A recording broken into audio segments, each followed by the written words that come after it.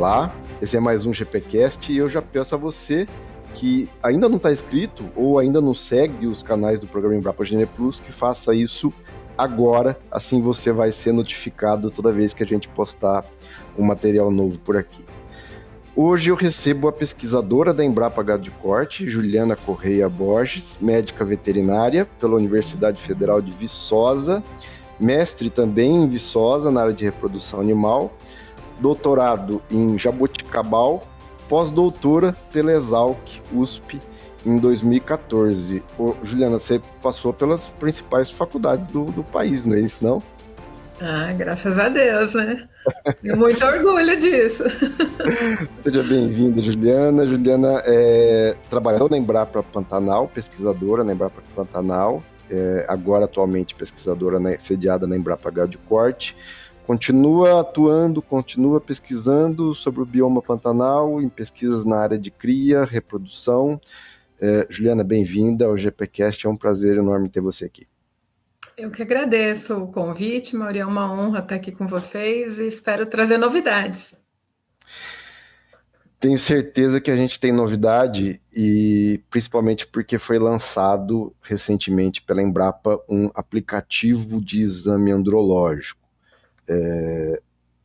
Primeiro, vamos começar do princípio.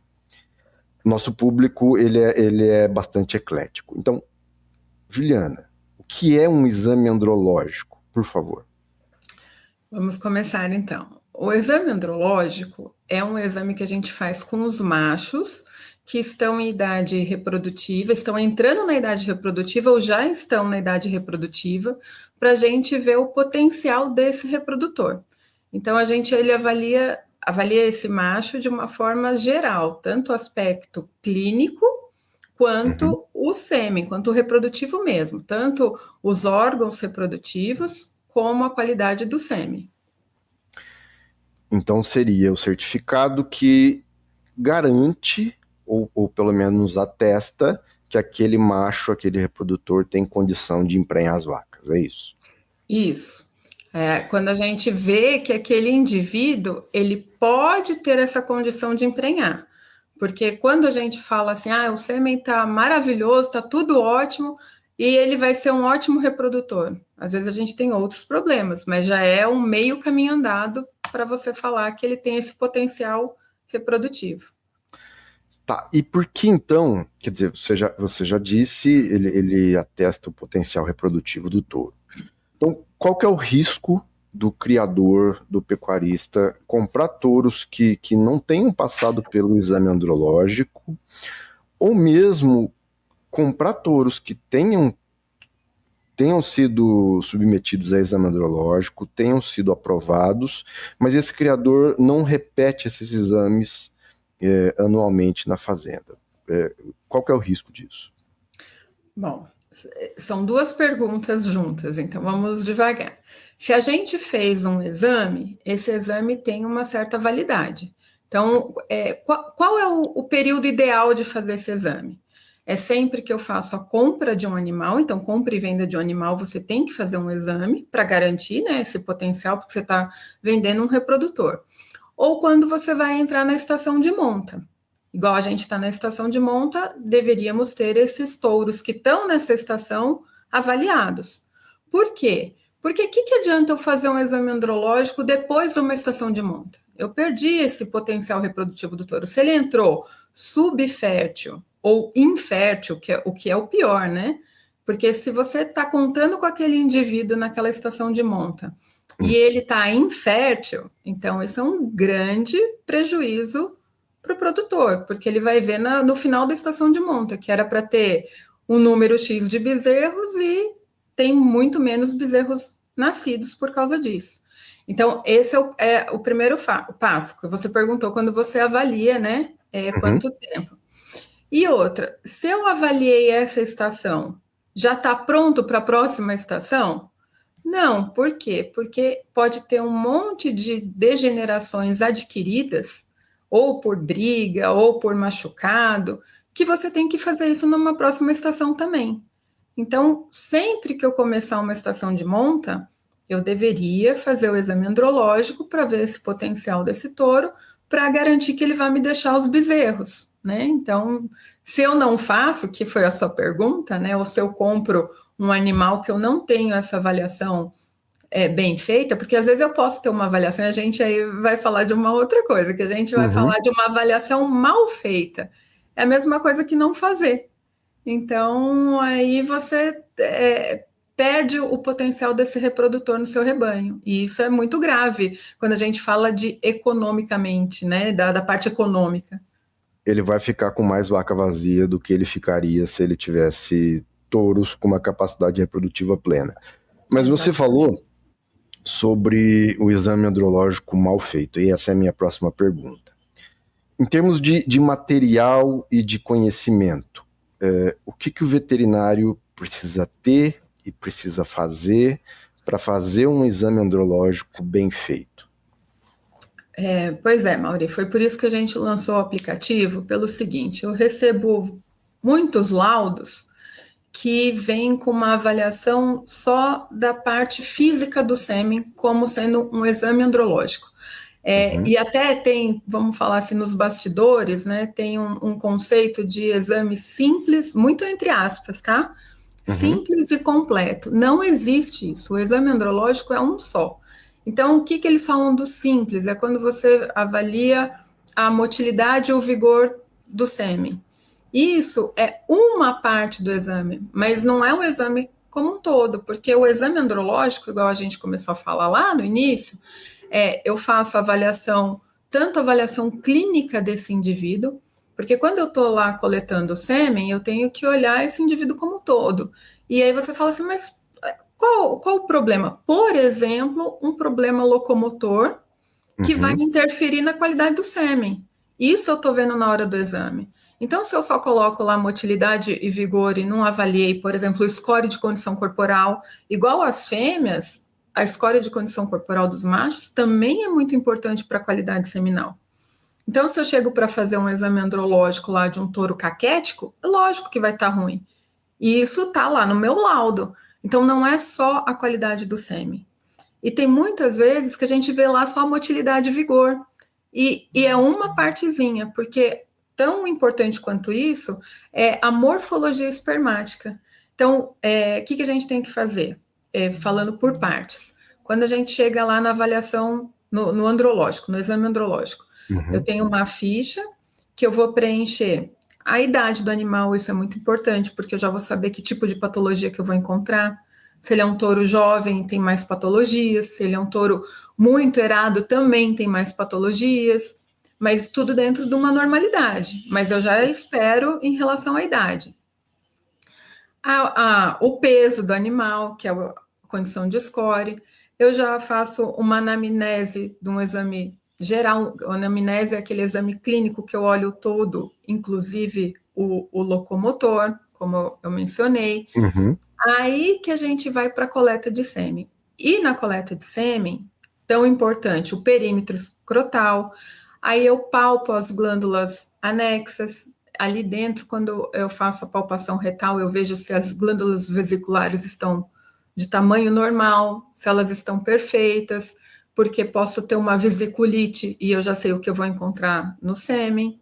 Ainda mais se esses tourinhos estiverem todos juntos, tem sodomia, que é quando um monta no outro, e aí pode ter muita vesiculite. Então, todo esse exame, você está vendo que está seguindo uma ordem. Então, por exemplo, por mais que o touro ele esteja com o sêmen em boa qualidade, com patologia ok, com vigor, com motilidade, se você identificou que ele tem um problema sério de casco, como é que é o laudo desse touro? Assim, ele está inapto, ele está apto com ressalva? Como é que é isso? Não, ele pode estar apto, mas eu apontei lá que ele tem um problema de casco. Se ele tem um problema de casco, isso pode interferir nele como um reprodutor. Então, o que o andrologista está falando? Neste momento, este ejaculado está apto, mas você olha esse problema que pode agravar. E isso refletir na condição do reprodutor. Outros problemas que um andrologista deveria interferir sério ali, Mauri, em relação quando o reprodutor não é problema de aprumos. Se ele tem, por exemplo, a perna reta e esse reprodutor não vai ser um reprodutor, porque ele não vai ter capacidade para andar, não vai ter capacidade para cobrir, ou muito provavelmente perde essa capacidade, é um problema grande para um animal, né? Então, eu posso apontar no laudo. Eu, como andrologista, é muito complicado eu descartar um animal que tem perna reta, mas se ele estiver escrito no laudo, a pessoa deveria não comprar, entendeu? Porque se eu tenho uma perna reta, eu perco o animal como reprodutor. Entendi. Você mais do que eu entende quando a gente fala de perna reta e peso do animal, né? Então tudo que tiver envolvido com a capacidade do touro de desenvolver sua função, ele está previsto pelo Colégio Brasileiro de Reprodução, para que isso conste no laudo e que seja alertado ou que seja informado pelo veterinário, é isso? Isso. A gente, como Embrapa, pode falar que assim, deveria deixar esse animal inapto, embora seja uma coisa muito complicada no mercado. A gente entende isso, então é isso que eu estou querendo ressaltar aqui. É tão complicado você fazer um exame andrológico com qualidade que eu estou tentando minimizar as coisas, Mauri. Estou falando assim, é mais fácil, vamos olhar primeiro o sêmen desse animal de forma correta e a gente volta depois para esses problemas que são graves também, como aprumo, mas que é muito complicado um técnico do campo, um veterinário lá do campo, realmente descartar um animal só pelo aprumo. Ele deveria, mas é complicado, a gente entende. O mercado é complicado, né? Mas deveria. A gente perde a função de um reprodutor, né? Acho que fica claro que se eu tenho um problema grave de aprumo, esse animal não vai cobrir as fêmeas e a função dele era essa. Então... O mercado é complicado, mas, por outro lado, o mercado deveria reconhecer um bom profissional que exerce, que faz realmente um exame andrológico como tem que ser feito e valorizar isso, né? Eu acho que é a questão da qualidade profissional mesmo de quem tá fazendo o nome, porque... Sem dúvida, sem dúvida.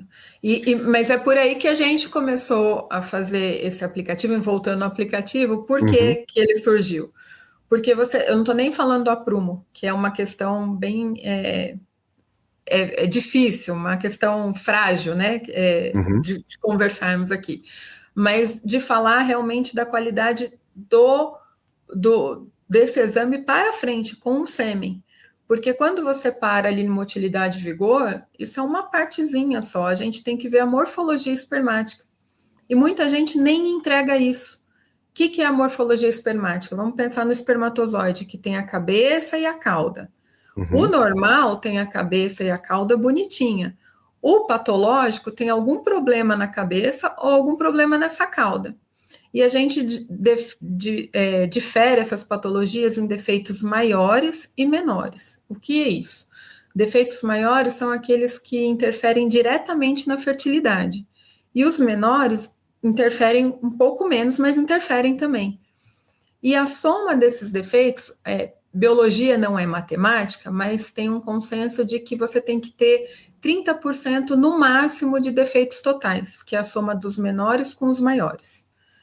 E tudo isso entra num laudo bem feito. Então, para você falar que o animal está apto no final, né? Aquele laudo que sai como apto, tem que ter tudo isso vistoriado e examinado. Então, além do aprumo, tem todos esses quesitos que não são feitos, e por isso que a gente fez esse aplicativo, para seguir esses passos, e para já dar uma qualidade melhor aos laudos que a gente vê no mercado. Nós vamos falar com mais calma do aplicativo, mas só para o pessoal que está em casa entender. Primeira coisa que o veterinário que está no campo, ele coleta o sêmen, coleta uma amostra do ejaculado, e a primeira coisa que ele observa no microscópio é o turbilhonamento. Quantas vezes é a aproximação para ver o turbilhonamento? O turbilhonamento, se eu não estiver enganado, é de 1 a 5, é isso? Isso. Tá. Com uma aproximação de quantas vezes? De 10 vezes. Na verdade, o turbilhonamento ele faz parte do laudo, mas olha só como a gente começa a entrar nas particularidades mesmo de quem avalia. Na minha opinião, o turbilhonamento não é muito importante porque tem outras coisas que fazem eu ver se esse turbilhonamento ele existe ou não. O turbilhonamento ele é um movimento em massa das células. Então, significa que se eu tiver uma concentração boa e uma motilidade elevada, eu devo ter um turbilhonamento, porque ele vai fazer aquela rotação. Sim. Por que eu não avalio o turbilhonamento? Porque é uma coisa a mais no processo e que me dá essa informação que eu tenho de outras coisas. Então, o que se faz para ver o turbilhonamento? Igual você perguntou, você põe lá numa objetiva de 10, põe uma gotinha na lâmina e aí foca bem na beirada daquela gota, sem a lamínula, porque aí você vai ver aquele movimento em massa. Quando eu coloco a lamínula em cima dessa gota, é que eu vejo a motilidade e o vigor.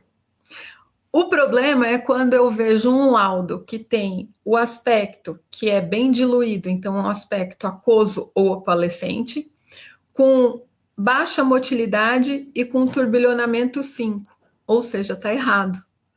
Porque eu não tenho como ter esse turbilhonamento. Então, você consegue ver também se a pessoa está fazendo certo ou não.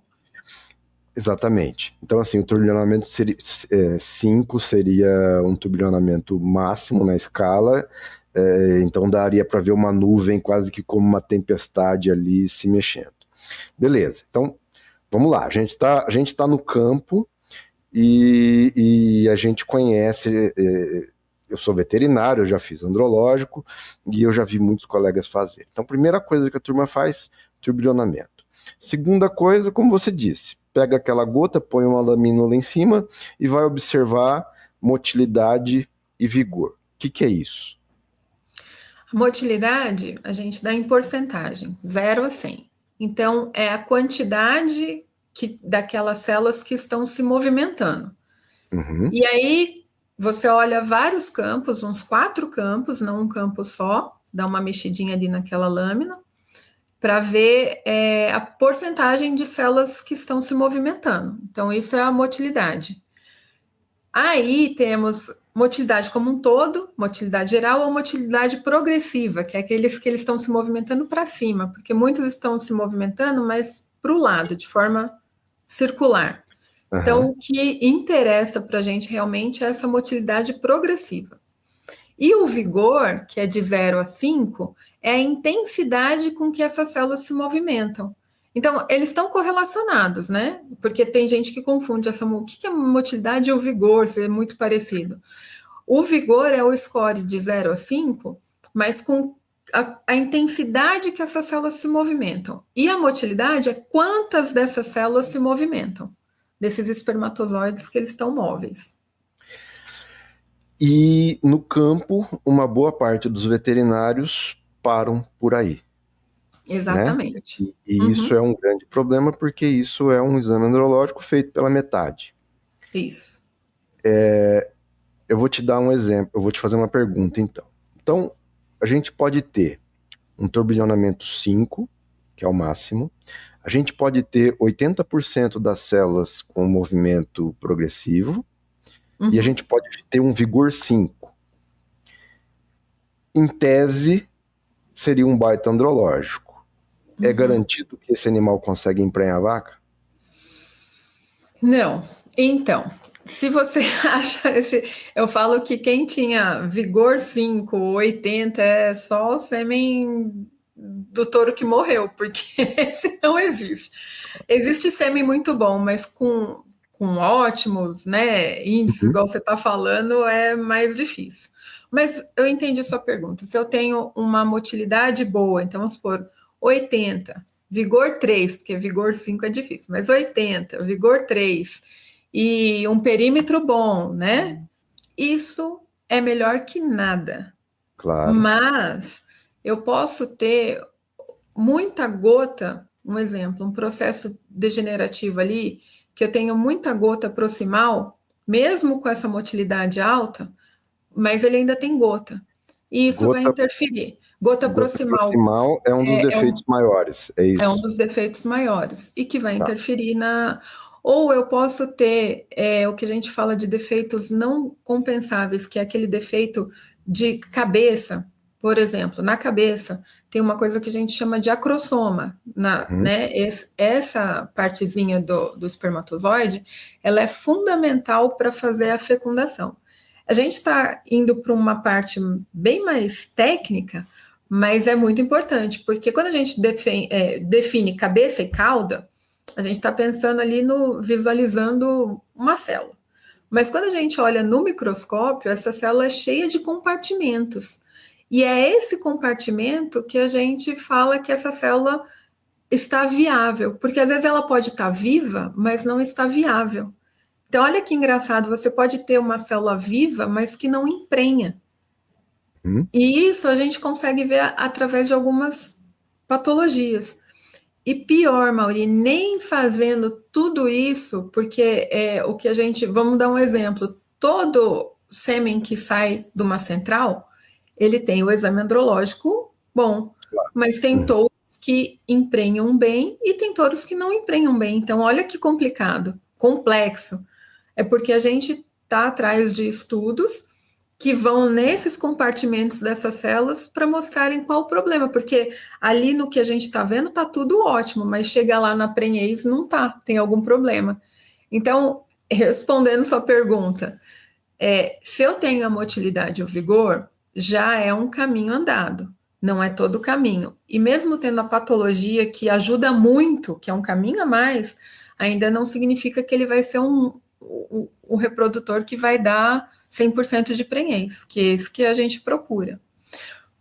Porém, a gente tem que chegar na morfologia ali para dar esse passo a mais. É um degrau a mais que a gente sobe. Porque na predição dessa fertilidade, isso. Porque o touro pode estar com motilidade muito boa, pode estar com vigor muito bom, mas a patologia está alta e se ela não for vista, e a patologia alta reprovaria ele como reprodutor naquele momento. Exatamente. E aí o resultado da prenhez dele, o resultado no final da estação, poderia ser bastante ruim, né? Exatamente. Então, aí você tem perda econômica, né? Por causa desse fator que você não foi até um passinho a mais. Tá.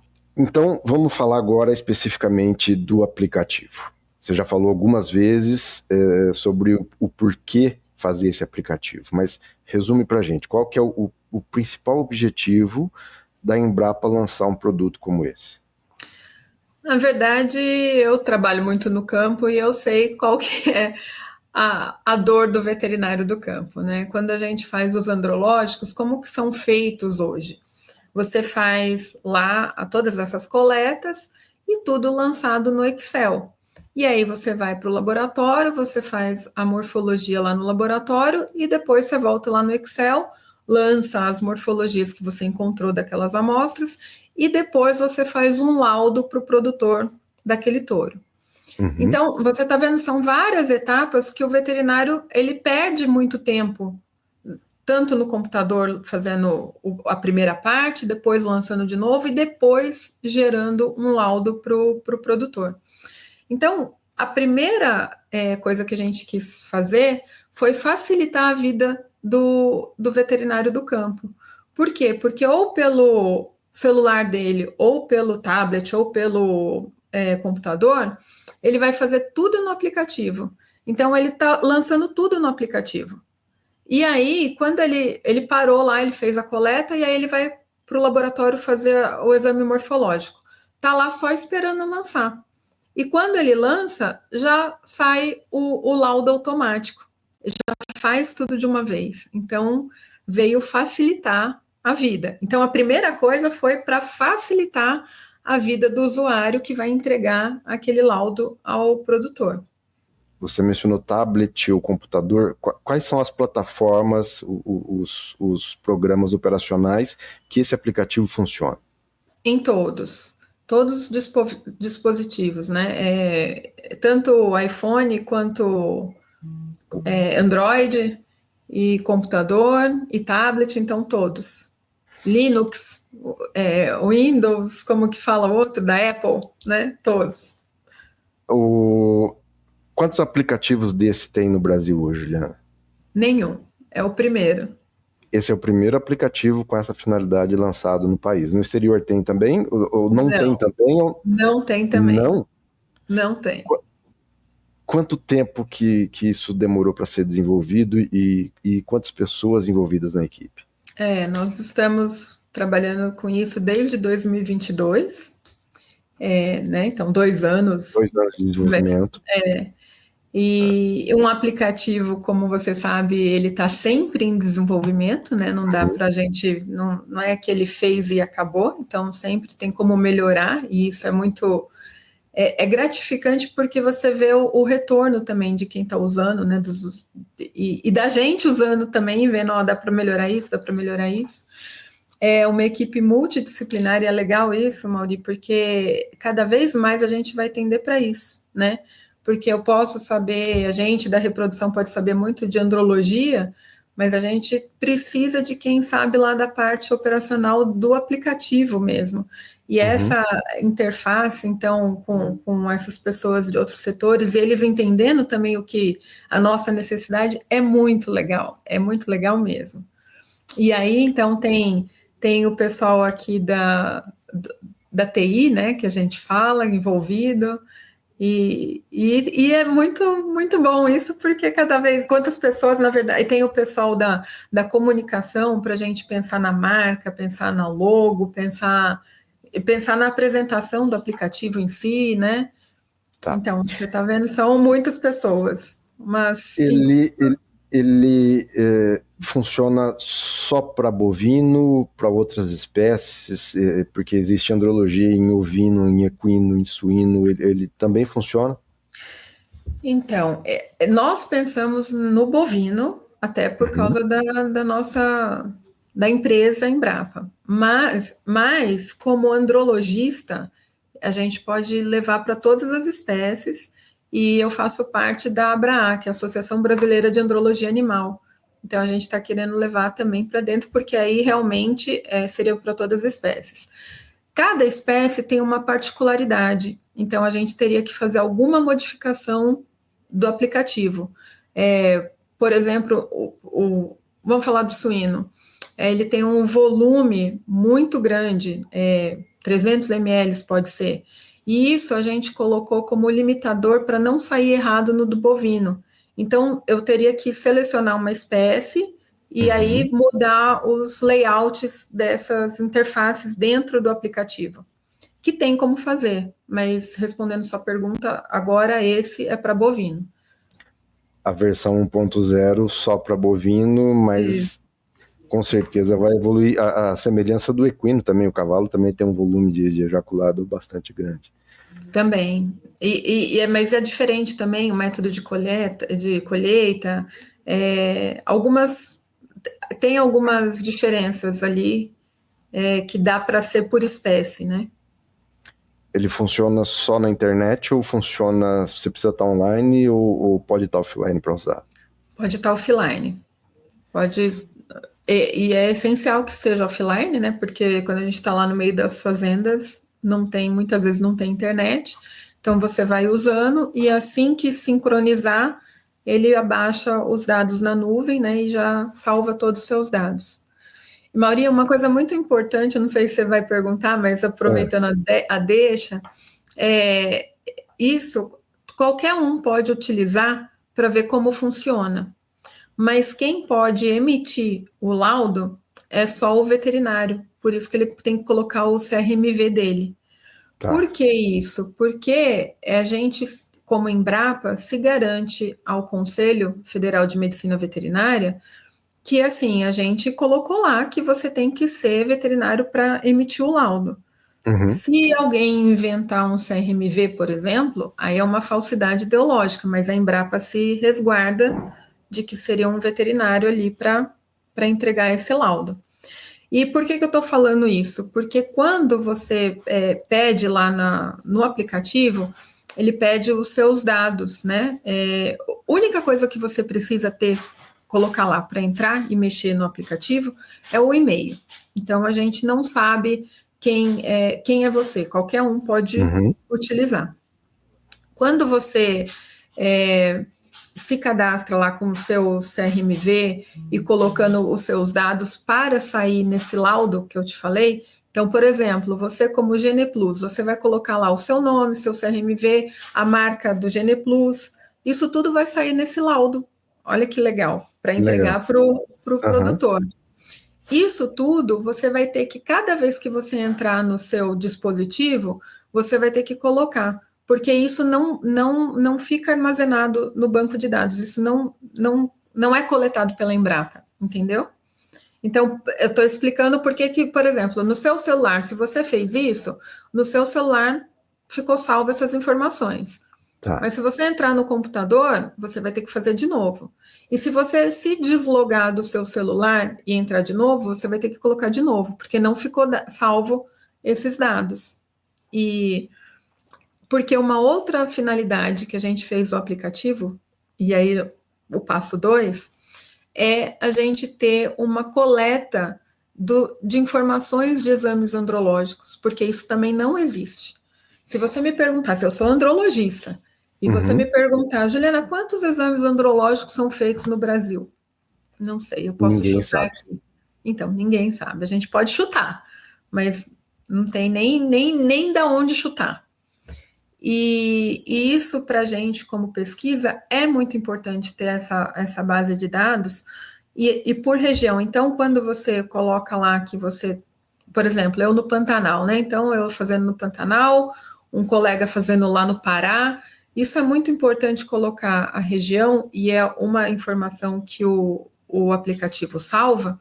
Por quê? Porque quando eu avaliar esses animais, eu não sei de que fazenda, não sei nada, mas eu sei da região que ele vem. Então, será que lá no Pará eu tenho uma incidência de alguma patologia muito maior do que no Pantanal, do que no Sul, do que aqui em Campo Grande? E é muito provável que sim, até pelo ambiente que esses animais vivem. E aí a gente traz informação de novo para a sociedade e para todos, né? Não é só para veterinário, mas até como cuidar desse animal, de repente, para diminuir tal incidência de patologia e melhorar a qualidade desse reprodutor. Então, o veterinário, quando ele acessa, quando ele utiliza a plataforma, o aplicativo, ele está concordando em ceder essas informações para a Embrapa, para que possa ser utilizado em pesquisa, em informação, em conhecimento, é isso? Isso, só que para deixar bem claro que a gente não sabe quem são esses animais, porque pega só os animais mesmo, sabe a fazenda que eles são, e não sabe o veterinário que é. Então, isso é tudo quando ele lê lá o termo, né, de Lei de Proteção de Dados, que a gente seguiu direitinho, o que a gente pega de informação é o exame andrológico desses animais e a localização em relação ao município. Então, Corumbá, Mato Grosso do Sul, Campo Grande, MS, entendeu? Assim, onde que ele está. Porque a gente não identifica ninguém, nem animais. Você mencionou a lei de proteção de dados, esse é um negócio bastante complicado de atender, né, Juliana? Então. Mas a gente, como Embrapa aqui, tem que atender certinho. Então, na hora que ele for lá falar que ele concorda, ele está sendo ciente de que ele está liberando os andrológicos, mas os exames dos animais, a gente não identifica os animais e nem o produtor, isso nem vem como informação para a gente, entendeu? Assim, a gente tem a informação do exame mesmo, né, disso de motilidade, vigor, do que compõe o exame, e a localização só. Então, de novo, a gente não sabe quem é o proprietário, não sabe quem é o veterinário, não sabe nada das informações da empresa dele também, que ele põe só para gerar o laudo. Quanto é que custa o aplicativo? Ele é gratuito. Esse aplicativo, com tudo que ele fornece, ele é gratuito. E para quem quiser acessar essa plataforma, tem na internet online andrológico.cnpgc de Centro Nacional de Pesquisa de Gado de Corte, .embrapa.gov.br. andrologico.cnpgc.embrapa.br. Esse é o endereço para acessar o aplicativo, para poder instalar, para poder baixar no computador, no celular, no tablet. Se você tem Android, iOS, Windows, Apple, Linux, ele funciona. Juliana, além disso, que é um grande produto, que é um baita produto da Embrapa, o que mais está sendo desenvolvido ou pesquisado na sua área, na área de reprodução, atualmente, na Embrapa GuardCord? Tá, eu só queria terminar o assunto do aplicativo, porque por que ele é gratuito? Embora a gente saiba que quando é gratuito as pessoas não dão muito valor, mas é realmente, Mauri, para que muitos possam utilizar, sem falar eu tenho problema de custo, porque não é esse o objetivo. A Embrapa não tem objetivo de ganhar dinheiro com isso, ela quer difundir. Por quê? Porque quanto mais gente utilizar, significa que a forma correta do exame andrológico, né, padronizado, estará sendo repercutida, e também porque a gente vê como se utiliza gratuitamente, a gente consegue levar essas informações dessa base de dados depois de forma gratuita, porque a gente sabe que, por exemplo, se fosse uma empresa cobrando ali para ela ter essas informações para ela, a gente não poderia disponibilizar para todos depois, né? Porque se eu vendo esse aplicativo para uma empresa, ela vai querer essa informação para ela, e não é esse o propósito da Embrapa. Então, por isso que ele é gratuito. Já que você mencionou falou na gratuidade, já que você falou dele ser gratuito e o objetivo é de que o maior número possível de veterinários utilizem, só por curiosidade, quanto é que está o valor médio de um exame andrológico hoje no mercado? Mauri, também é difícil de responder, porque nem isso a gente sabe te falar, tá? É muito variado. Esse valor médio, o médio, sabe, tá bem longe da realidade, porque quando você está na faculdade, você aprende que o valor do exame andrológico é uma arroba. Então, aí você sai rindo, né? Querendo cobrar uma arroba, e impossível, porque existe muita competição, e aí entra naquilo que você fala, que às vezes o mais barato ganha e não é com qualidade, mas você vê um exame aí andrológico de R$30, que assim, com tuberculose e brucelose, que é um absurdo. Um veterinário está pagando para ir lá fazer. A gente sabe que quanto mais escala, menor fica o valor do exame, mas você vê coisas absurdas aí, então não posso nem te falar isso aí. Até porque um exame andrológico bem feito dá trabalho, como Exatamente. A gente já viu, porque ele começa no campo, ele termina no laboratório. Avaliar patologia espermática não é um negócio simples, precisa de tempo, precisa de dedicação, precisa de conhecimento, e isso tem um valor, e isso tem que ser remunerado. O andrológico porco, ele deve ser barato mesmo, né? Pois é, mas tem de tudo, então por isso que não dá nem para te falar valor.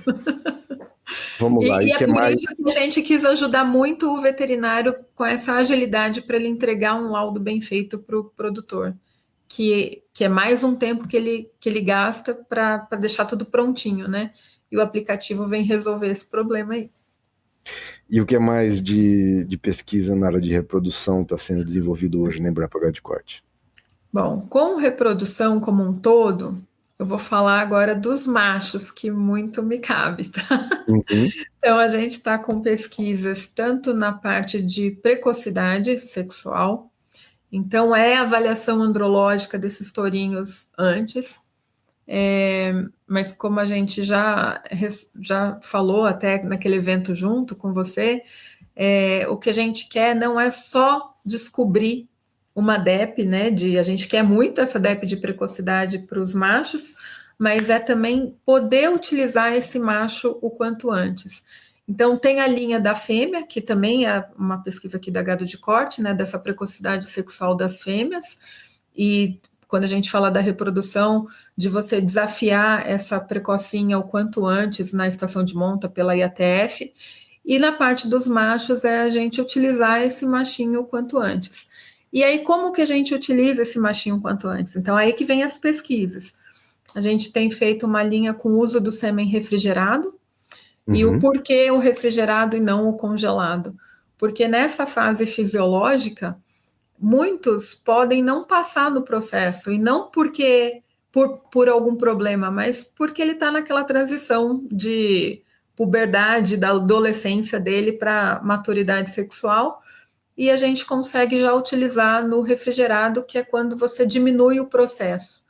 Então, para eu criopreservar, eu tenho que refrigerar, eu criopreservo a menos 196 graus, e depois eu aqueço essa célula. Então, a gente não falou que o espermatozoide é cheio de compartimentos, e aí ele perde esses compartimentos e perde a viabilidade. Ele pode até estar vivo, igual eu falei, ter motilidade, mas ele não consegue fazer a preñez. A capacidade de fecundar dele está prejudicada ou comprometida.